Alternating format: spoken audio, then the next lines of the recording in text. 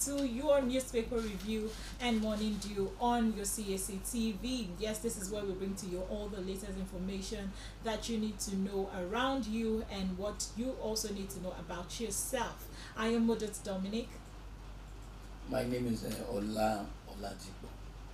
So we say good morning and thanks for staying tuned and also joining us. So we'll go on a quick break, and when we come back, we'll take a look at the quotes that we have for the day and also the news making headlines around the globe. We'll be right back.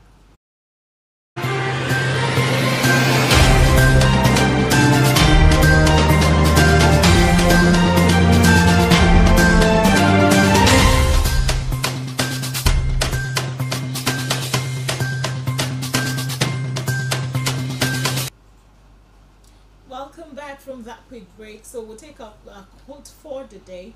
So our quote for the day is taken from the book of Psalm 119 verse 76. It says, "Now let your unfailing love comfort me, just as you promised me, your servant." I'll take it again. Psalm 119 verse 76. It says, "Now let your unfailing love comfort me, just as you promised me, your servant." Christ has promised us that He is going to be with us in times of trouble, in times of need, when we are down. So here the psalmist is saying, Lord, let your love, your unfailing love comfort me, and let it keep your promises that you have made for me. He has promised us that He will give us comfort when we are weak. He will be our strength when we are down. So this morning, call upon the Lord and say, Lord, just like you promised me in your word that you would be my shield and my buckler, keep your promises in my life and let your unfailing love be my guide and shield. And let's watch the Lord do what only Him can do in our lives. So thank you so much, and I hope that encouraged you this morning. So let's take a look at the newspaper review, and first, as usual, we'll be taking our first newspaper review from the Punch. The first story says, FG plans 26 trillion budget, debt servicing to gulp 8.25 trillion naira. The federal government plans to spend 61.63% of its planned 2024 on the personal and debt servicing cost. The Punch also learned that the personal and pension cost cost of 7.78 trillion and the debt service cost of 8.25 trillion make up 16.3 trillion out of the 26.1 trillion naira 2024 budget. It also gathered that the Punch also observed that the government would spend more debt servicing that it would spend on paying the salaries and pensions of the workers. Also, the amount budgeted for personal and pension costs is expected to increase from 5.87 trillion in 2023 to 7.78 trillion in the 2024 budget. This also showed an increase of 1.913 trillion and 32.54% amid concern for a reduction in the cost of governance. While I was making mention of all this, huge sum of money, it just got me laughing that what exactly is going on here? Why is our government not paying attention to the things that matters? Because if you're looking at this shows that the only reason why we want to get this loan is to service debt and pay salaries. Come on, is there no way that we can adjust what we have rather than having to borrow and borrow and borrow? And considering that we are looking at 26 trillion naira budget, it's really alarming. What's your take, Engineer Ola? Well, like I used to say, when you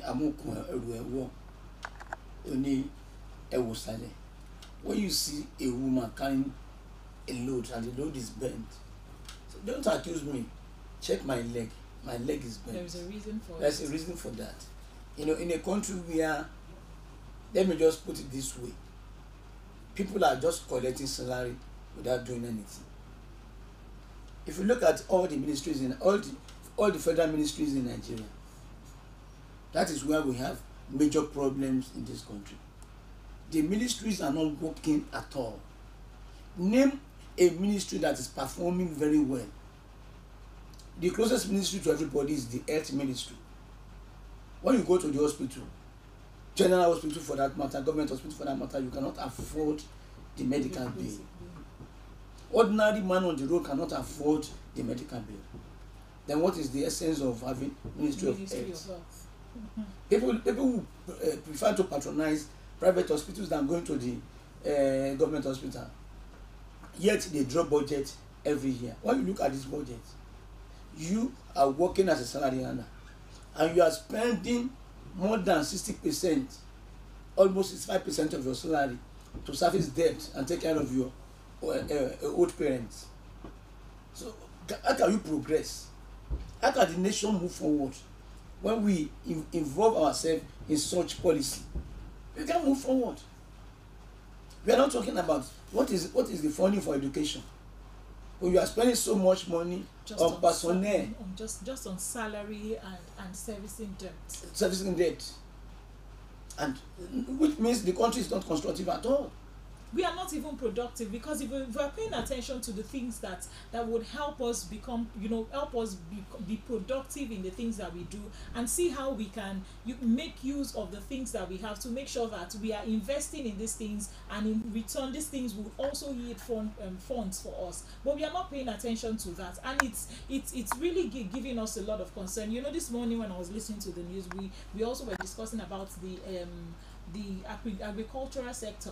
This is also a sector where if we look back in the years where we all started, you would notice that agriculture was doing a whole lot. It was, people, we didn't have this, we didn't get to this point where we say you don't have food to eat, because you could farm. You could farm for yourself and also make products from your farming where you can eat. But today it's a different ball game, and I also feel that it boils down to the fact that our governments are not paying attention to the issues on ground, and that is why we keep having areas like this in a country where we do not have products of our own. Everything is literally imported. So why won't we have cases like this? And my question now goes, how do we make sure that we cushion this effect? Well, okay. The foundation of every moderate and modern society today goes back to education. Education. When I mean education, I mean quantitative education, quality education, not stupid or useless education. For example, if you want to learn a trade, because if you are living in Nigeria now, you want to go abroad and say, I want to go to UK and start working in UK. The first question would be, what is your skill? What can you do? I'm a driver. Many people can drive on the road. I'm a welder. Okay, we will not call you welder, we call you fabricator. What can you do? But most of the trade in Nigeria is half cooked, half baked. Go back again to what I've been saying. In Nigerian educational system, we used to have quota system. And they say people from the backward state. We are seeing the result today. Those people from backward state will enter university with ordinary pass. If you have 4 pass or 2 credits, you enter into the university. You become a graduate. They post you to work in the ministry. Go and head the department in the Ministry of Agriculture or Ministry of Water Resources, whatever. You will be unable to perform. This is the main reason why most of the Nigerian properties were sold away at a very, very cheap price. Imagine when Obasanjo was Nigerian president and Atiku was the vice president of Obasanjo. What happened? They said they want to privatize some Nigerian entities. A company that was 27 million naira or $27 million, they sold it for $2.7 million. 27 to 2.7. They sold all these companies where Nigerians supposed to be making money from. They sold the companies to themselves. We are seeing the result today. As we are seeing the result of quota system, say from backward state. Go to Turkey, Ankara. You will see Turkish people and people building in their housing scheme policy estate. They are the people building their houses. Go to India. That's why we say be Nigeria buying Nigeria. Be India buying India. If you go to India, if you want to import anything from India, into India, as far back as 1970s, the duty you will pay if you are bringing a car from Europe, India government will not say don't bring your car into the country, but you are going to pay 200% of the cost of the car because you want to live a luxurious life. And look at India today. Do you remember that when Shagari was Nigerian president, Shagari came to India? Yes, I was in India that time. Shagari came to India. The amount of money Shagari gave to Indian government was more than their annual budget. And now India wants to invest $25 or $24 billion into our economy. India has transformed agriculturally. China has transformed from nothing to something. Because they appreciate their own product. Yes, but because of the education. Yes, our educational system is very porous and poor. And yet we have a Ministry of Education. We have Ministry of Education. You see so many Nigerian young graduates, a female, guess what? They now go into fashion design. And they are making names and they are making money. And I want to tell you one thing. After graduating from university, they have to go and learn this trade again to become a very good fashion designer. They can't get this from the university. Our educational system is bad because we are not fully trained. And the government is not paying attention to it. Fortunately started vocational schools. No monitoring. People don't go to school. Our youth are roaming about the streets. And when you say you Nigerian youth are lazy, they bully on you. What are you saying? Not be you, Papa, spoiled Nigeria. Now your head has spoiled this country. Don't bully on us. So we have to go back to the drawing table.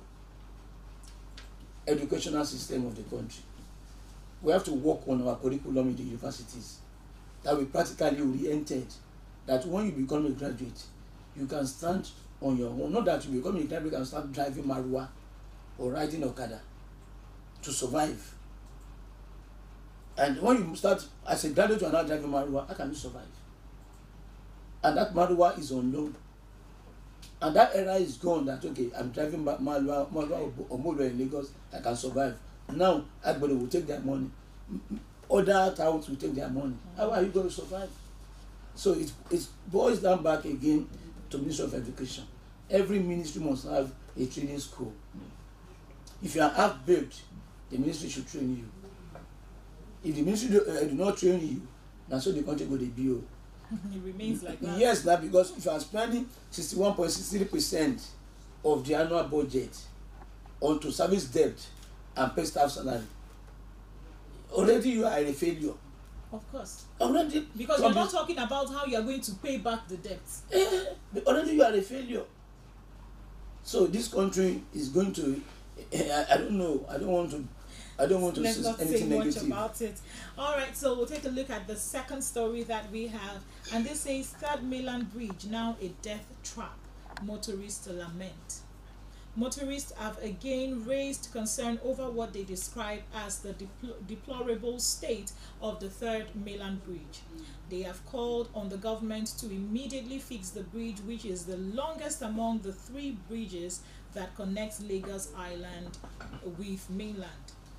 About 11.8 kilometer bridge starts from the Oworoshoki end of the mainland and end at the Adeniji Adele interchange on Lagos Island.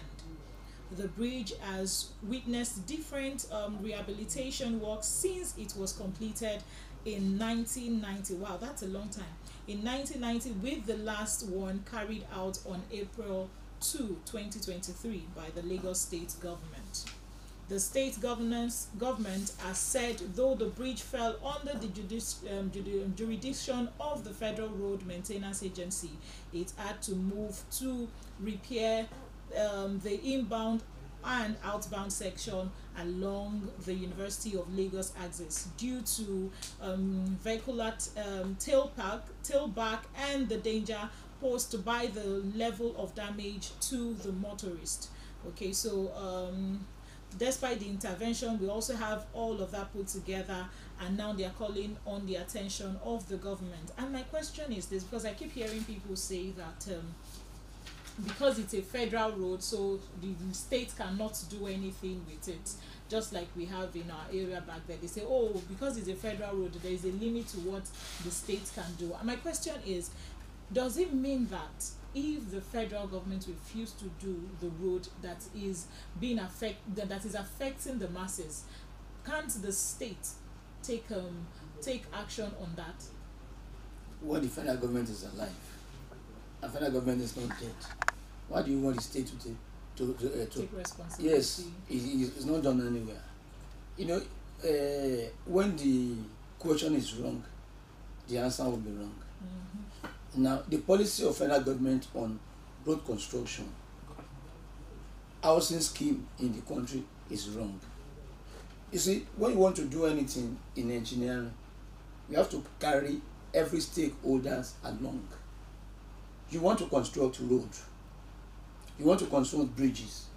You have Nigerians who are studying civil engineering, structural engineering in Nigerian universities. If they are involved practically, from the onset, from the designing to fabrication and to construction, they will understand every details about Nigerian bridges.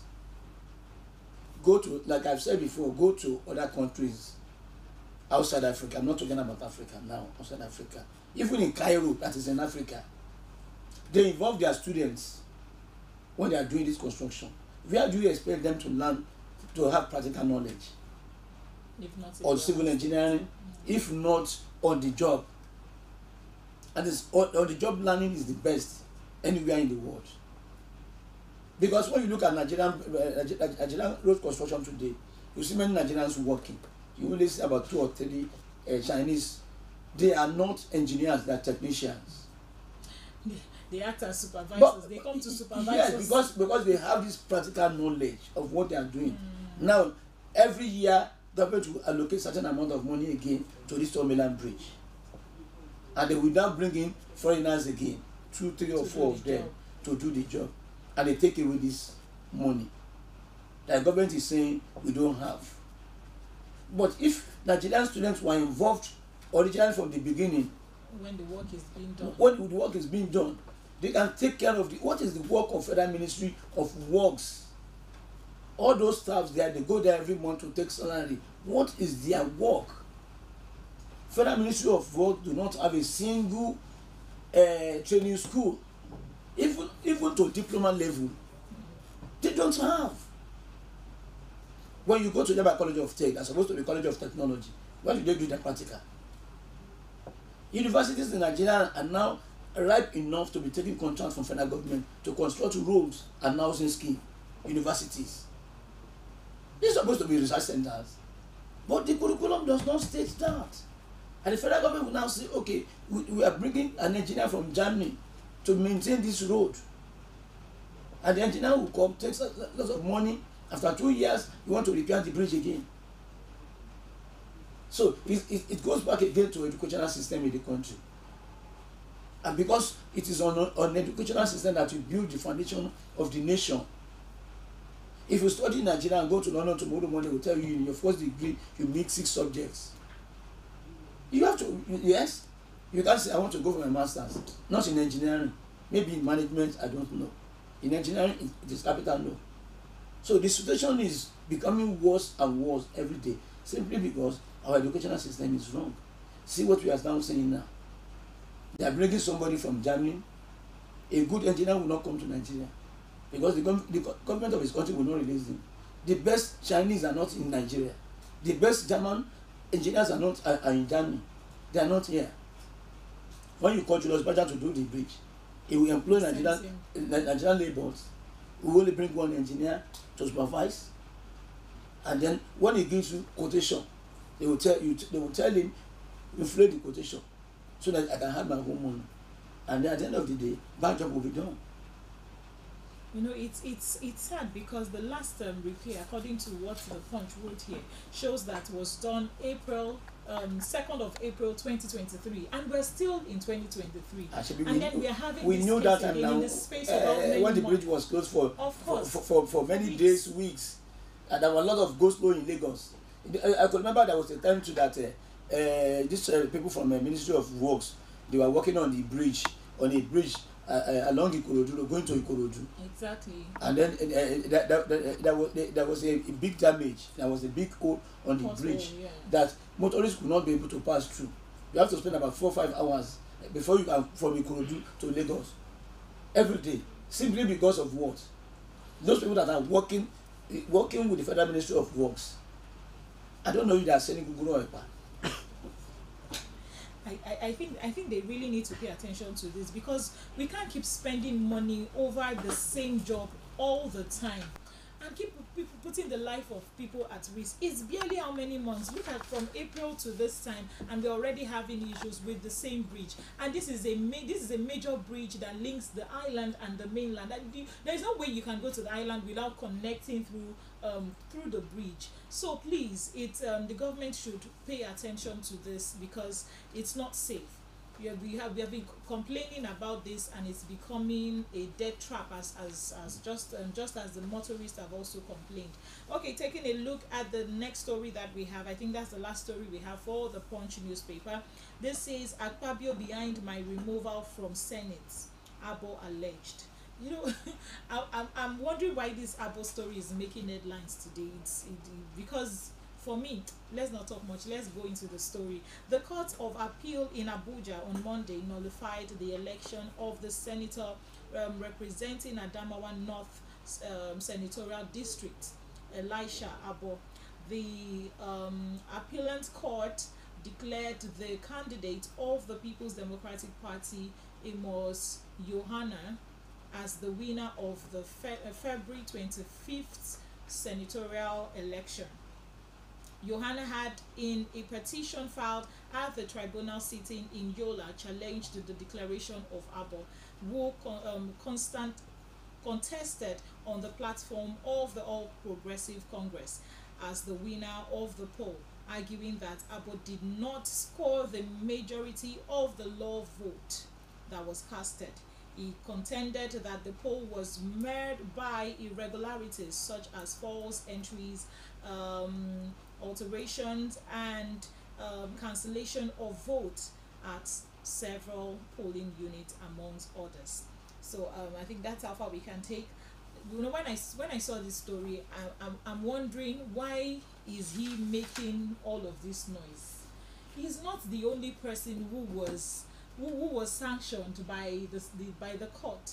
So why is Abo making issues with this? When he was emerged the winner, you know, it was a celebration because he was one of the youngest senator at that then, and it was, you know, I was glad, you know, that we have a young minister making one of the senates, and nobody complained about it. We didn't hear anything, whether it was right, whether you entered by merit or not. But now, why is it now that you have gone against the law and you're being sanctioned, and then you're making noise? You know, I feel disrespect here. I feel that this person is actually, Abo is actually not doing the right thing. So what's your take on this?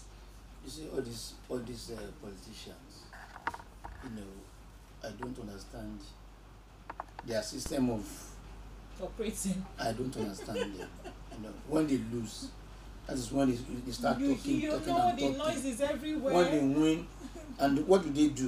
They only go there to take government money. So I don't want to talk much. Once the court has decided that, okay, this is the winner of this election, so be it. All right, we'll go on a quick break, and when we come back, we'll take a look at what Vanguard has in store for us. So stay tuned, we'll be right back.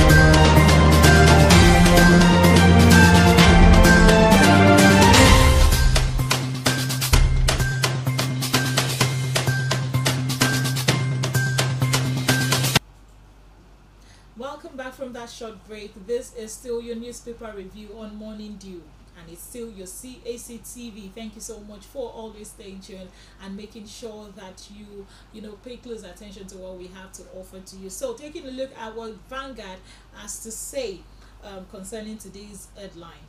We have here PDP LP fire FG as cost of food items drive inflation to 26.7%. The main opposition People Democratic Party PDP and Labour Party LP yesterday railed at the federal government and the ruling All Progressive Congress APC as cost of food items and others pushed inflation to an 18-year high rise of 26.72% in September. The presidency and APC kept sealed lips on the attack with the National Bureau of Statistics (NBS), fingering increase in prices of oil and fat, bread and cereals, potatoes, yam, and other tuber fish, just like fish, fruit, meat, vegetable, milk, and the likes. Which also have caused inflation hike. The presidency declined comment and referred Vanguard to the finance minister Wale Edun, who could not be reached as he is currently in Morocco for the World Bank IMF summit. So that's the first story that we have on Vanguard newspaper. So Engineer Ola, what's your take on this? Well, you see, contrary to what the opposition party is saying, the problem we have today did not start yesterday. It started a longer time ago. One major problem in Nigeria today is that when you look at Nigerian insecurity, there's no way I'm going to mention the names of politicians. Mm-hmm. They are being kind of bad policies. When there's no security, farmers cannot go to farm and farm. There'll be no food. Benue is supposed to be Nigerian food basket. There was a time we went to Kwara State. We went to Odowa. There were no yams at the marketplace. Why? They said they couldn't go to the farm because of all these herdsmen, insecurity. So when you cannot produce food, what do you expect? Nigeria is importing pineapple from Cotonou. If you are importing palm oil, what do you expect? There will be inflation in the country. We used to be one of the largest producers of palm oil in Africa. We are importing palm oil into the country today. Most of the tubers, do you know that sometimes we bring in yam from Cote d'Ivoire into this country? Why you not saying that there wouldn't be inflation? When you don't address insecurity, there will be inflation, because farmers cannot go to their farm and farm. That is one. Number two, now when you're talking about bad government policy, we just mentioned about salary that you are paying. You are paying salary and you are servicing debt. That is over 60% of your annual budget. What do you expect? Are you saying there will be no inflation? Of course, there will be more. There will be hyperinflation in the country, because you look at the budget. Already the budget is wrong. That is okay. When you go for that again, we now look at our Nigerian leaders. How many of them are truly qualified to become a minister? Now, before you can say, "Oh, I want to make you want to make me Minister of Agriculture," at least I must be sound. I know more about farming and agriculture. You've been in the field, you understand. I've been in the field, so I know what it takes. Not that somebody who is a lecturer at the university, you want him to become Federal Minister of Agric. What can he do? We have to go back again to background check, which I always mention that when you don't do background check, you cannot know me. You cannot know what I can do. I will only tell you what I can do, but put me on the field, I will disappoint you. So if PDP is now saying that, oh, this inflation is too high, what are we going to do? Let's go back to the era of previous leaders who are from this PDP party. Would they say there was no inflation then? Even Even when Nigeria was selling crude oil over $100 per barrel, they did not put the money into, that is, they did not invest the money properly. I could remember there was a time that when they went for this next meeting at Abuja, Nigeria had windfall of oil money. President Jonathan then was saying that let's put this money, let's save the money, let's save for the time when there will be no money in Nigeria. Adegboshola was the governor that said, no, let's share this money to all governors. And the money was shared. What is the result today? I don't know why. They don't prepare for I don't know the philosophy behind a basket of beer bottle or wine bottle. Now accusing the bottle that you are a drunkard. Who is the carrier of both the bottle and the wine? Is it not the basket? Shago Bugo. No, you see, when this party is coming up to say this party is bad, 2 monkeys were caught. They were in the cage. One said, "What did you? I saw you running and I followed you." So what did you run? I saw you running and I followed you. You didn't ask why. You didn't ask me why I was running. If you had asked me, you wouldn't be caught. When you would have taken a different direction, that I saw you running and I followed you. So why are they now saying it is PDP, it is APC, it is PRP? It is the same Nigerians that have failed Nigerians. It is these Nigerians have failed Nigerians, not PDP or APC or anybody. Any party can be there, but are they doing the right thing? There's inflation, even in this budget, the new budget. Are they addressing the inflation in the country? No, you cannot address the inflation without, you cannot be self-reliant without tackling insecurity in the country. Yes. And that's my worry exactly, because we keep talking about how to borrow a loan. We are not looking at how we are going to invest in ourselves to make sure that we are able to repay and also stop the habit of having to borrow loan for every little issues that we have in our country. When are we going to stand on our own to a point where country will also come to borrow from us? That's the question I want our government to ask themselves. Okay, moving forward, we have the next story that says Southern Kaduna, how 14 persons were killed, 31 kidnapped. Sakabo. Okay, Kaduna, the women's wing of Southern Kaduna People Union, Sakabo, has sent a Save Our Soul SOS to Governor Uba Sani of Kaduna State, pleading with him to address the worsening security situation in the area.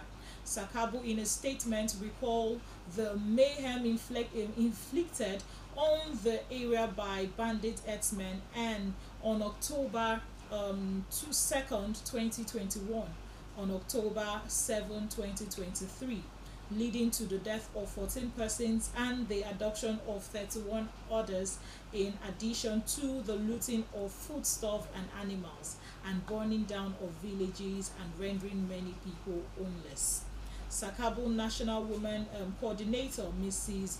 Jemutu Katama, in the statement, among others, said Southern Kaduna is made up of the 8 local government area in Kaduna South Senatorial Zone, plus Lere LGA, which is the local government in Kaduna North Senatorial Zone, including Kajuru and Jigun local government in Kaduna Central Senatorial Zone.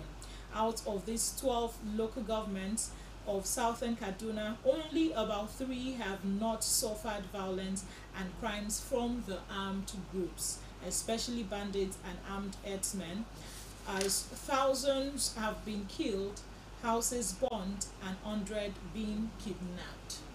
This is so sad that these people keep going through these things, and it's saddening that even the little they have, aside from the fact that they've taken their foodstuff and animals, the fact that they have to burn down houses where these people have shelter, where exactly do they want them to go?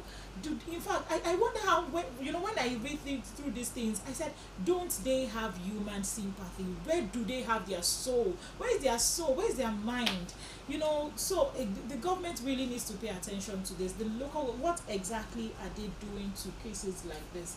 And out of the 12, like it's been said here, only 3 is the surviving states that have not been attacked yet.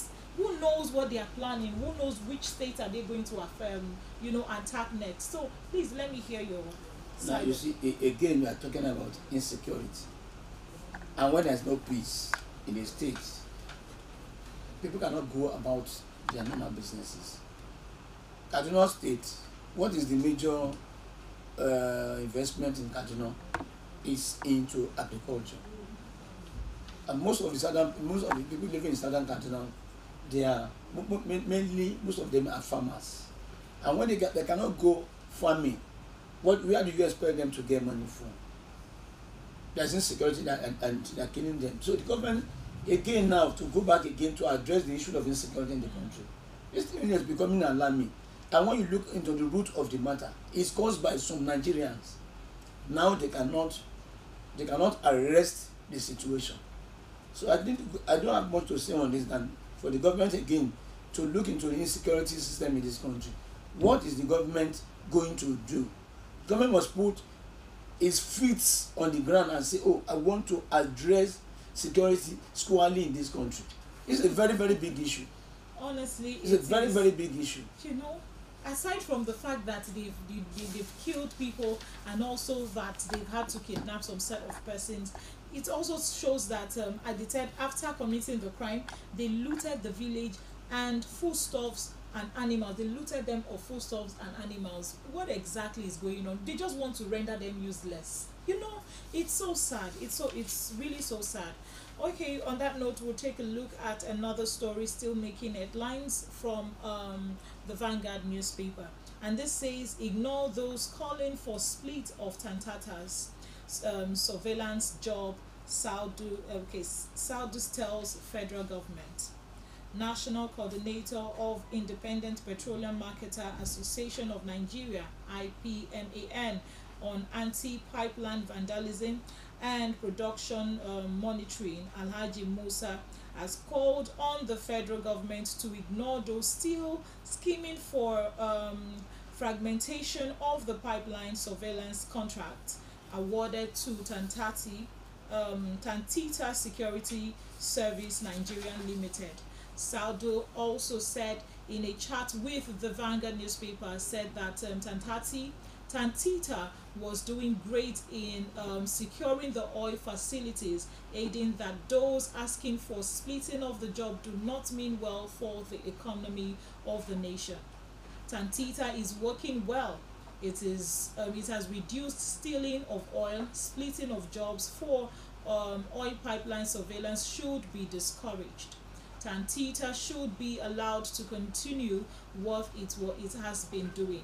Anybody saying they should split surveillance job given to Tantita are not concerned about the success so far recorded in the oil sector. So he also further called for restructuring of the joint task force component of the military to enable the body record more success in the crusade against oil theft, adding that the Chief of Defense Staff, General Christopher Musa, the Minister of Defense, Mohammed Badaro Abubakar, should work out modalities to call for proper account of inbounded tankers with products in several security bases in the Niger Delta. And that's the next story that we have from the Vanguard newspaper. So my question now is, why exactly are they looking for a split of job? Is it because it's baffling? Sometimes when you look at this thing, you just know that it's selfishness. If the people who are awarded the job are doing a great job, why would you seek for split? If not that you're looking for something to extort from the government. Why should that be the case? If these people are not working, the question should be, are they doing their job? Yes. Are they not doing their job? No. If they are not doing their job, then we can talk about giving the job to someone else. But if they are doing their job, why is this coming up? Engineer Ola. You see, what the previous government gave the contract to Tom Polo's company, that is Tantita. many people were not happy, and the guy is really working on the job. Yes, because know, we've recorded. We a have lot so of- many cases of Mhm. his group having to smuggle it out together with Nigerian Navy. Sometimes they accuse him that his boys are stealing, they are doing this, they are doing that. Exactly. And but every day in the news we heard about how they have been arresting, recovering and all arresting things. these people. The guy is doing a very good job. The government should allow the guy to do his job. People that are saying, hey, we want you to split the job, They are looking for their selfish. they are looking for their part of selfish it. interest, because most of them are involved, and this is where Nigerian economy is draining away. Nigeria is losing lots of money in this particular sector every day, day in day out. This group is doing a lot of job, but people that are marauders, they don't want him to be there again because he's blocking their ways of life. They want to stop him. Okay, split it into group, so that this group, their own group, will occupy particular area, So that and they the can- job will not be effective. I do not see government listening to them or listen to them at all. And then the chief of defence staff, the other service chiefs who are really responsible for protecting the nation should work together with him in that money to be able to have a very good solution to the problem, because this bunkering is a serious matter. It's a serious matter. Federal government will sell oil, but people are taking the oil as their own national cake, and they do whatever it pleases them with the oil. It shouldn't be so. I don't think they should succumb to what people are saying. All right, quickly we'll take a look at the news from the Sun newspaper, and this says reps under fire for receiving 130 million SUVs each. Local vehicle manufacturers, economic experts, and other Nigerians have slammed members of the House of Representatives for collecting brand new sport utility vehicle reportedly worth 130 million each. Oh my goodness. The House had on Sunday admitted that each of the 360 lawmakers received a brand new Brado SUVs totaling 57.6 million, but claimed that the car were not personal gifts but the properties of the National Assembly. Reaching to the development, founder of Nord Motors, a local vehicle manufacturer company, Ajayi Oluwatobi, said his company proposed its vehicle to the lawmakers and explained how it will be better, but they were rebuffed. The National Assembly buying foreign-built vehicles at the time is dispiriting, especially when you consider that we are all trying to promote and buy Nigeria to grow the naira. A sad part of this is that we assemblers and manufacturers of vehicles in Nigeria actually proposed our vehicles and explained how it will make a lot of financial, technical and political sense to buy from us, but they did not even entertain the idea for long. How can you represent Nigeria but refuse Nigeria? Especially when some of us have shown you that we would offer similar top qualities at a better price. Why do you want to be seen driving a foreign brand when a Nigerian brand can offer you the same quality at a better price? No automotive sector can become successful without the support of the government. The Tesla we see today is the result of years of support from the US government. We want to create jobs, but export the opportunities to create jobs to other countries at every chance we get, he said. Okay, so it is also so sad. This story still boils down to what we've been talking about so far. that how can we have, we're saying let's promote ourselves. These are the government, these are the people that will still sit there and say promote your country, do the things that are pleasing to your country, support your fellow Nigerians. And then the annoying part is it for me is the fact that these people had already told them what the car can do. Even if they didn't even have to come to you and tell you what the car can do, the least you would have done is let's even buy it. If at the end of the day it is not working fine, what you need to do is tell them, okay, how can we help you make this thing better so that it can be like the ones that we are also expecting to get from other countries. But our government are not doing that, and it is so sad. It is so sad. And then we say we want to promote our country, want to make our country better, when those who are seated at the top are not making things easier. Engineer Ola, so what's your view?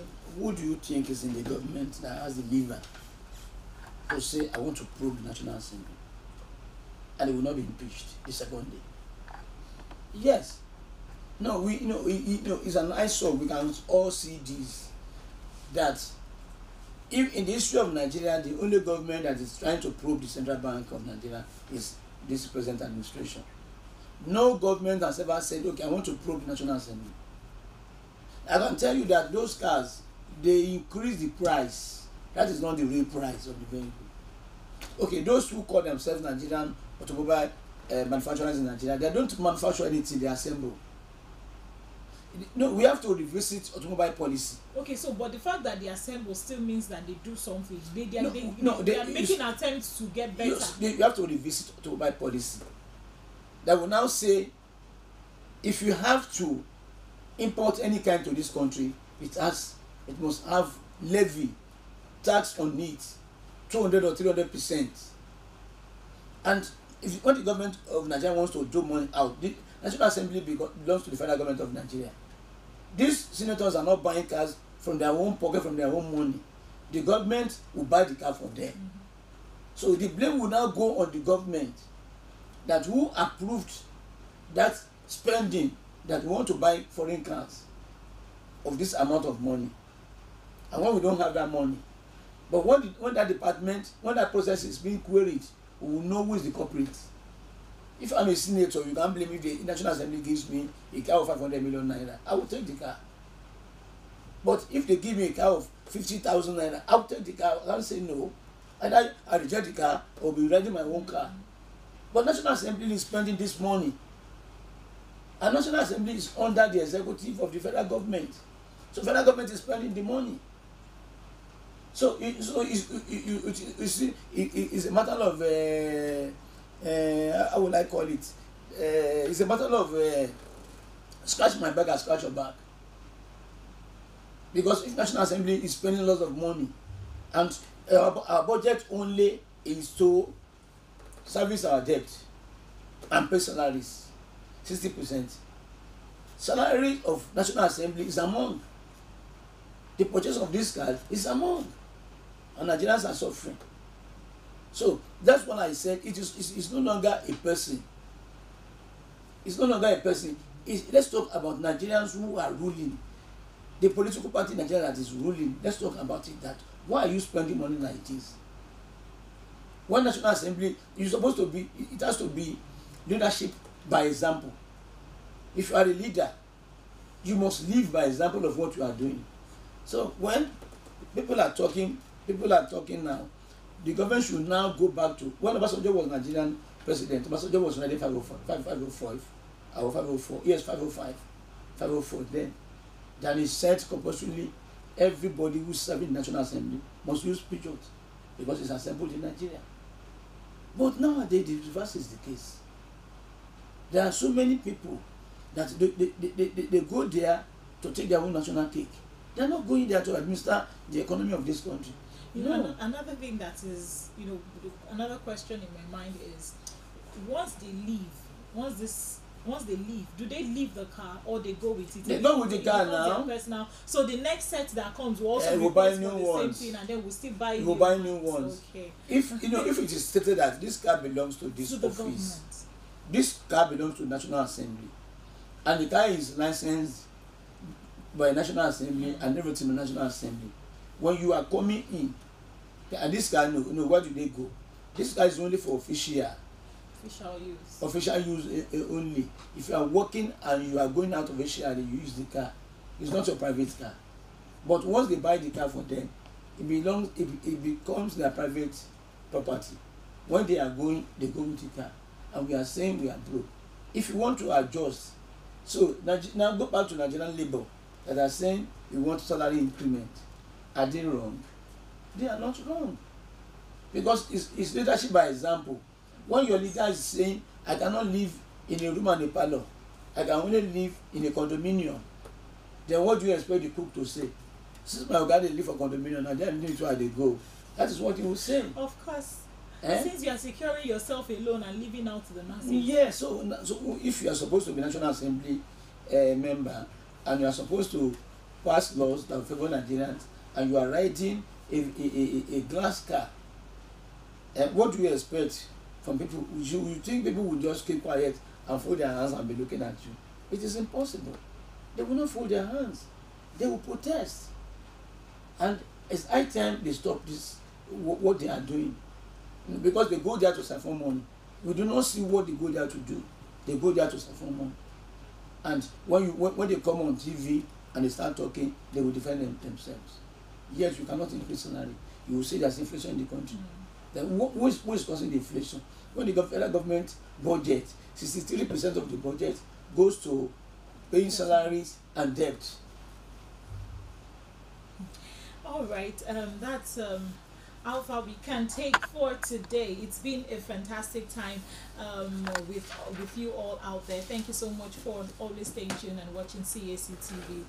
Like I used to say, always feel free to drop your comments and contributions and questions. We will be so glad to read and hear from you. And also, if you have anything that you want us to do for coverage and all kinds of coverage, we are always here to make sure that we give you the best coverage. Thank you so much for joining us and stay tuned till we come your way, same time, same station tomorrow. I remain your wonderful host, Mother Dominic. I remain yours, Ola Oladipo. And together we say, be Nigeria, bye Nigeria. Bye.